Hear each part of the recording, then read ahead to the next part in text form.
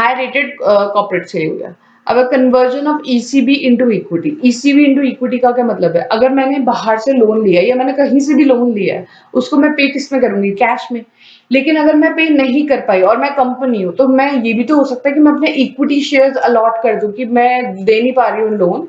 ठीक है, अब यही सेम कॉन्सेप्ट हमने कैपिटल रिस्ट्रक्चरिंग में पढ़ा था आईपीसीसी ग्रुप 2 के अंदर, कि जो है आप क्या नाम है, क्रेडिटर्स को आप पैसे नहीं दे पा रहे हो, कोई बात नहीं, क्रेडिटर्स क्या ले रहे हैं? Equity shares. ठीक है, तो conversion of ECB included those which are matured but unpaid, mature हो गए हैं लेकिन अनपेड है, इनटू इक्विटी इज परमिटेड, वो इक्विटी में कन्वर्ट हो सकते हैं, मैच्योर हो गई है उनका टर्म लेकिन पे नहीं कर पा रहे, तो इक्विटी में चेंज कर दो। The activity of the borrowing company is covered under the automatic route for FDI. तो ये जो है, ये क्या है कि ये जो एक्टिविटी है ये अंडर ऑटोमेटिक रूट होती है ऑफ फॉरेन डायरेक्ट इन्वेस्टमेंट। ठीक है, ओवरसीज डायरेक्ट इन्वेस्टमेंट नहीं है, फॉरेन डायरेक्ट इन्वेस्टमेंट है।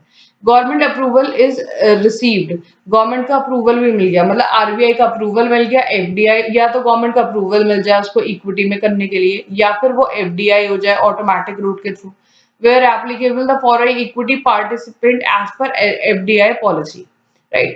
The conversion into should be with the lender constant and without any additional cost. Without any additional cost का क्या मतलब है? जितना आपका लोन आउटस्टैंडिंग है ना, आप उतना इक्विटी ले सकते हो। ये नहीं है कि आपका लोन जो है 5,000 यूएसडी का है और आप जो इक्विटी है वो 7,000 यूएसडी के ले लो, ऐसा नहीं होगा। Should not result in without be a lender consent and without any additional cost. The conversion which should not result in conversion of eligible or breach. Okay. तो इसके अंदर क्या है कि अगर जो है आपने कन्वर्जन करा, the conversion which should be with the lender और consent without any additional cost, अगर जो है without should not be result in contravention of eligible breach of applicable sector as per foreign equity और under FDI policy. तो ये जो है ये क्या है, ये ब्रीच नहीं माना जाएगा अगर आपने कोई एडिशनल कॉस्ट नहीं लिया तो, और आपने उतना इक्विटी ले लिया। ठीक है, applicable pricing guidelines for share are complied with, pricing guidelines जो है वो दे रखी हो in case the full conversion into ECB into equity. आपने ईसीबी बिल्कुल भी पे नहीं करा और आपको फुल कन्वर्जन हो गया इक्विटी के अंदर, and reporting to the reserve bank with the under, और रिजर्व बैंक को आप रिपोर्टिंग करोगे इन सब चीजों के लिए। तो फॉर पार्शियल कन्वर्जन, अगर पार्शियली कन्वर्ट करो मतलब आधा कैश दे रहे हो आधा इक्विटी दे रहे हो, दो foreign currency GPR prescribed as per FDI flows. ठीक है, तो ये वाला फॉर्म भरना है। ठीक है, वाइल मंथली जो है ईसीबी 2 तो जाएगा ही जाएगा डीएसआईएम में। ठीक है, अगर फुल कन्वर्जन है तो फॉरेन करेंसी जीपीआर जो है वो reporting to DSIM in form ECB 2, और return remark is fully equity, and remark देना है आपको फुल्ली कन्वर्टेड टू इक्विटी। ठीक है, ECB 2 return is not required, filing form ECB 2 return. अगर सपोज करो आपका फुल कन्वर्जन है, आपका लोन को पूरा का पूरा कन्वर्ट कर दिया है, ठीक है, इक्विटी के अंदर, और आपने ईसीबी 2 जो है डीएसआईएम को दे दिया है। ठीक है, अब आप उसमें रिमार्क दे रहे हो, जैसे हमने अनट्रेसेबल एंटिटी उन्होंने बड़ा बड़ा बोल्ड करके दिया था ना एडी में, यहाँ पे भी हम बड़ा बड़ा बोल्ड करके दे रहे हैं, ECB fully converted to equity हो गया है।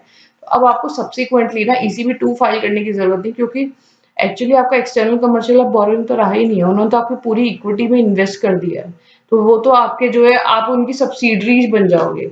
ठीक है, ये जॉइंट वेंचर बन जाओगे, आपको जौन सा भी फॉर्म हो, आप अब आप क्या हो, अब आप दोनों जो है क्या हो, सेम कंपनी हो। ठीक है, for conversion of ECB into equity in phase, reporting form जो है foreign currency GPR and form ECB 2 जो है return will also be in this phase. तो जब आप कन्वर्जन फेज में हो गया, अभी आप फुली कन्वर्टेड नहीं हो, अभी आप उस फेज में हो, तो आपको ये दोनों फॉर्म भरने पड़ेंगे, फॉरेन करेंसी जीपीआर भी और फॉर्म ईसीबी 2 भी, रिटर्न दोनों भरनी पड़ेगी। Now, if the borrower concerned has availed of other credit facility from Indian banking system, including a foreign branch subsidiary of Indian Bank, and applicable prudential guidelines of a Department of Banking Regulation, including guidelines of restructuring, are complied with. तो ये जो है मतलब reserve bank की सारी regulations जो है complied अगर हो जाती हैं, तो कंसेंट ऑफ अदर लेंडर्स, ठीक है, अदर लेंडर्स मतलब कि अगर और किसी बैंक्स ने, इंडियन बैंक ने और बाकी सब बैंक्स ने दे रखा है तो उनका कंसेंट लेना, क्योंकि अब आपका पूरा इक्विटी स्ट्रक्चरिंग चेंज हो रहा है। The same borrowers avail at least information regarding conversion exchange with other lenders to the borrower. तो वो दूसरे लेंडर से भी पूछेगा। For conversion of ECB dues into equity, the exchange rate prevailing on the date of agreement. Agreement के date दिन जो exchange rate था, ठीक है, conversion of any lesser rate, ठीक है, और parties of such any lesser rate, come rate हो सकता है, applied with the mutual ECB lender. ठीक है, noted the fair value of equity is issued जो है worked out with the reference to of date of conversion. इसका मतलब क्या है, इक्विटी का फेयर वैल्यू, इक्विटी की बुक में वैल्यू है 10 रुपए की, फेयर वैल्यू अगर हम लगाते हैं उसकी 1000 रुपए की, ठीक है, इक्विटी का फेयर वैल्यू, ठीक है, प्लस जो है आपका ईसीबी का कन्वर्जन रेट, क्योंकि हम कन्वर्ट कर रहे हैं, हमारे अगर 500 यूएसडी जो है वो पेंडिंग है, जो लोन है वो 500 यूएस डॉलर का है, अब जो पेंडिंग है उसके अंदर जो है, अब हम उसको देखेंगे कि फ्लक्चुएशन जो फॉरेन करेंसी रेट है, क्योंकि वो इंडियन, जो हमारे इक्विटी है वो इंडियन डिनोमिनेशन में है और जो लोन है वो फॉरेन डिनोमिनेशन में, उसको कन्वर्ट करेंगे इंडियन डिनोमिनेशन में। जो कन्वर्जन का रेट है, या तो जिस दिन एग्रीमेंट हुआ वो रेट, या फिर लेसर जो म्यूचुअल एग्रीमेंट में हुआ है, हायर नहीं हो सकता, राइट। नाउ अब हम इसमें पढ़ा क्या, एक बार फटाफट ना रिवाइज कर लेते हैं। हमने कहाँ से पढ़ना शुरू करा था? ये था एडी वन बैंक को कौन-कौन सी पावर्स दी गई हैं। एडी वन बैंक को पावर दी गई है कि अगर कोई चेंजेस वगैरह होंगे तो आप उसको जो है एक बार अप्रूव करोगे। ठीक है, changes in AD category 1, AD category 1 bank में आप चेंज कर सकते हो अगर आपको एनओसी मिल जाए तो। कैंसिलेशन ऑफ एलआरएन, क्या एडी कहेगा भैया इसको कैंसिल कर दो क्योंकि इसने कोई लोन वगैरह नहीं लिया है। Refinancing of existing ECB, refinance करना है एग्जिस्टिंग ईसीबी को, ठीक है, तो रीफाइनेंस अलाउड है, ठीक है, जो है आप कर सकते हो, ठीक है, और वो जो है रीफाइनेंस सिर्फ किसके लिए होगा, हाई रेटेड कॉर्पोरेट्स के लिए जो ट्रिपल ए में था, ठीक है। Conversion of ECB into equity permitted है। अब इसके अंदर 3 फेज बता दिए हैं, या तो आपका पार्शियल कन्वर्जन होगा या आपका फुल कन्वर्जन होगा, और फुल कन्वर्जन होगा तो जो है आपको कौन-कौन से, जब थ्रू द कन्वर्जन जब हो रहा होगा, इन प्रोसेस होगा, तो आपको ये 2 फॉर्म रिटर्न्स भरने हैं, ठीक है। आफ्टर द कन्वर्जन आपको ECB2 नहीं भरना है, सिर्फ फॉरेन करेंसी जीपीआर फॉर्म जाएगा। नाउ अब इसके अंदर क्या था, कंसेंट लेनी पड़ेगी हमें बाकी लेंडर्स की, और जो है for conversion of ECB dues into equity, ECB के ड्यूज जो इक्विटी में जो है होंगे, ठीक है, उसके लिए भी हमें एग्रीमेंट जो है, या तो वो लेसर रेट होगा, या तो वो लेसर रेट होगा, या फिर जो है वो प्रिवेलिंग रेट होगा on the date of the agreement, ठीक है। Security for raising ECB, ECB को रेज करने के लिए कौन कौन सी security, AD category 1 bank are permitted to allow creation or cancellation of charge of immovable or movable financial security, an issue for corporate guarantee in favor of overseas lender security and raise जो है borrower subject to the specified, तो securities raise हो सकती है। Underlying ECB is compliance with the extent ECB guidelines, ECB जो है as per ECB guidelines हो। Security close of loan agreement, borrower create और कैंसिल कर सकता है चार्ज को in favour of overseas lender, ठीक है, इमूवेबल प्रॉपर्टी, और ये सब चीजें जो है इशुएंस हो रखे हैं, मतलब ईसीबी को सिक्योर करने के लिए, सिक्योरिटी के लिए हम ये सब चीजें जो है ना मॉर्टगेज कर सकते हैं, ठीक है। नो ऑब्जेक्शन सर्टिफिकेट जो है एग्जिस्टिंग लेंडर का होगा in India and has been obtained in the creation of charge, मतलब कि हम ईसीबी पे जो है वो चार्ज क्रिएट कर सकते हैं अगर हम पैसा नहीं दे पाए, सपोज करो ईसीबी का, तो वो क्या करेंगे, वो जरूरी नहीं है कि हर बार आपकी इक्विटी में इंटरेस्टेड हो, वो आपका कोई भी एसेट उठा के ले जाएंगे, और उस एसेट उठाने के लिए जो आपका एग्जिस्टिंग लेंडर है, जिस बैंक से आपने अभी लोन ले रखा है इंडिया के अंदर, उसकी एनओसी चाहिए कि हाँ आप ये वाले ना, अगर ये इसीलिए नहीं दे पाया तो ये वाले एसेट आप इसको ले जाना, हमें कोई प्रॉब्लम नहीं है, ठीक है, ये चीज है। Creation of charge on immovable property, charge कैसे क्रिएट होगा, शेल बी जो है फॉरेन एक्सचेंज मैनेजमेंट में होगा, एक्विजिशन और ट्रांसफर ये पढ़ लेना, permission not to be constructed as per the acquired immovable property, overseas landing, an event of enforceable innovation immovable property, right. तो ये हो गया क्रिएशन ऑफ चार्ज, इमूवेबल पे आप क्रिएट कर सकते हो चार्ज, मूवेबल प्रॉपर्टी पर भी, ठीक है। Creation of charge over financial securities, financial securities का क्या मतलब है, placed on the financial securities, जैसे बॉन्ड, डिबेंचर, गवर्नमेंट का सिक्योरिटी, गवर्नमेंट का सर्टिफिकेट, जो भी इनके पास है, कंपनी के पास है, वो परमिटेड है, ठीक है। तो ये इन सब शेयर्स में जो है ये भी ले सकते हैं, ठीक है। In addition security interest over current and future loan assets, ठीक है। अगर जो करंट में चल रहे हैं या जो फ्यूचर जो पहले वाले लोन जो एसेट्स हैं उन पे भी आप सिक्योरिटी इंटरेस्ट जो है डेफिनेटली चार्ज कर सकते हो। सपोज करो कि मैंने एक बैंक से इंडिया में लोन लिया है और उसका लोन अब खत्म होने ही वाला है और जो उसका जो चार्ज है वो डिस्चार्ज हो गया है, मतलब मैंने जो एसेट मॉर्गेज करा था वो मेरे नाम पर दोबारा कन्वर्ट हो गया है, ठीक है।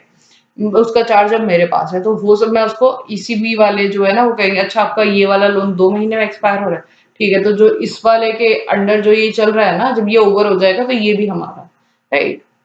इन case of invocation of pledge, ठीक है, should be in accordance with the extent FDI और FFI policy, as per FDI जो है पॉलिसी होगा और foreign exchange management transfer of security bye a person resident outside India regulation के हिसाब से टाइम टू टाइम अमेंड भी होता रहेगा।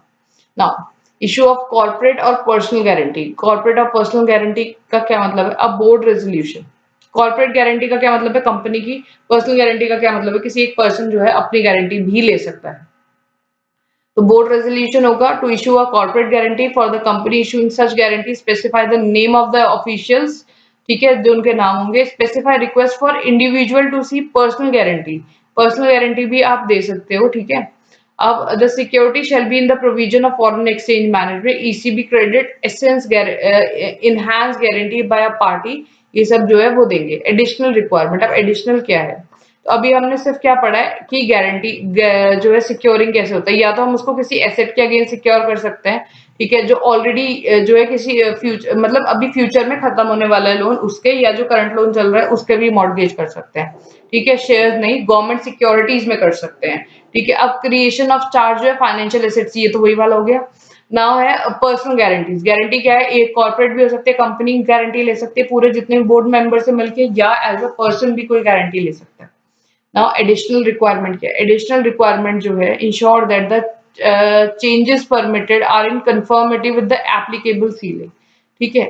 तो जो एडिशनल की वो जो है विद इन द लिमिट्स हो ईसीबी के, continue compliant and ensure that ECB borrower has availed the credit facility from Indian banking system including the foreign subsidiary of Indian bank और any extension of a tenure of a ECB, ठीक है। तो ये इसमें क्या था कि ceiling जो है गाइडलाइंस की होगी, एप्लीकेबल एज पर गाइडलाइंस होगी, और जो है इंश्योर करेंगे कि उसने कहाँ-कहाँ से लोन ले रखा है, ठीक है। तो इंडियन बैंकिंग सिस्टम से भी जितना भी है, ECB allowed by the AD under the DSIM जो है पैरा ये दे रखा है।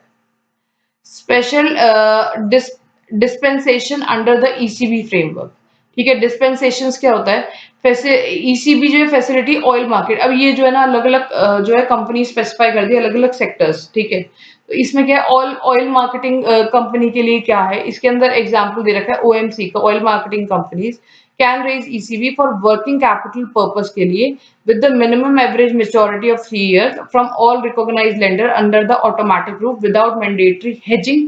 इनको हेज करने की जरूरत नहीं है यहाँ पे, क्योंकि जब भी हम फॉरेन करेंसी में ले रहे थे तो हमें 70% हेज करना पड़ा था, लेकिन ऑयल कंपनीज के लिए रिलैक्सेशन है कि आपको हेज नहीं करना है और इंडिविजुअल रिमिट रिक्वायरमेंट जितनी रिक्वायरमेंट है, तो यूएसडी 10 बिलियन, ठीक है, और इक्विवेलेंट, तो ये जो है ले सकते हैं। बोर्ड का अप्रूवल चाहिए forex maker of the market procedure ECB का।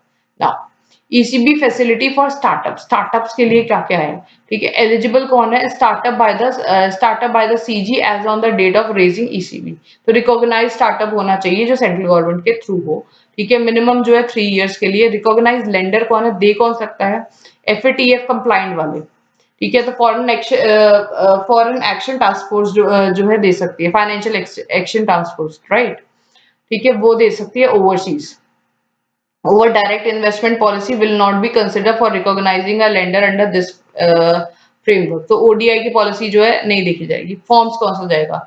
Loan for non convertible option जो है पार्शियली कन्वर्टेबल प्रेफरेंस शेयर्स, तो बोरो हो गया। करेंसी, करेंसी क्या होगी? Indian rupee combined there of with the INR non resident lender, INR जो है swap 81 pound. Now amount, amount क्या है? यूएसडी 3 मिलियन और equivalent per financial year either in INR और इन कन्वर्टेबल। यूएसडी 3 मिलियन तक आप ले सकते हैं, इसके इसके अंदर जो है वो 10 बिलियन यूएसडी था ऑयल में, और इनको हेजिंग नहीं करना था। पहला स्टार्टअप ले सकते हैं, वो रिकॉग्नाइज होने चाहिए, फॉर्म वगैरह करेंसी सब बता रखे हैं। ऑल इन कॉस्ट का क्या मतलब है? Mutual agreed between the borrower and lender. Securities छोड़ो, हेजिंग, हेजिंग का क्या है? Will be eligible to hedge its INR exposure permitted with the project. तो इसको आईएनआर एक्सपोजर अपना जो है वो करना है, हेज करना है। ठीक है। कन्वर्जन रेट क्या होंगे? Foreign currency to INR, other provision is under investigation. Investigation में जो एंटिटीज हैं वो भी बोरो कर सकती है ईसीबी के नॉर्म्स के हिसाब से। ठीक है, तो इसको पूरा अपना आप पढ़ लेना। ठीक है।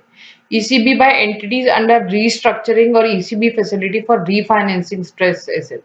कि अगर आप रीफाइनेंस कर रहे हो ईसीबी के, तो इसमें अंदर क्या है कि आपको जो है रीस्ट्रक्चर की या तो स्कीम होनी चाहिए कॉर्पोरेट रीस्ट्रक्चरिंग की, या कॉर्पोरेट जो है वो उसकी प्रॉपर की प्रॉपर एंटिटीज जो है restructuring ECB facility refinance trust, तो आप उसको रीफाइनेंस कर सकते हो। ठीक है, तो सिंपल जो है ना, इसको जब पढ़ोगे तो आप अपना जो है ना इंटरनल रिकंस्ट्रक्शन और आईबीसी और ये सब चीजें जो है ना, आईबीसी अभी पढ़ेंगे, तो जो है इन सबको जब पढ़ेंगे तब उसके बाद जो है ये ज्यादा अच्छी तरह समझ में आएगा। ठीक है।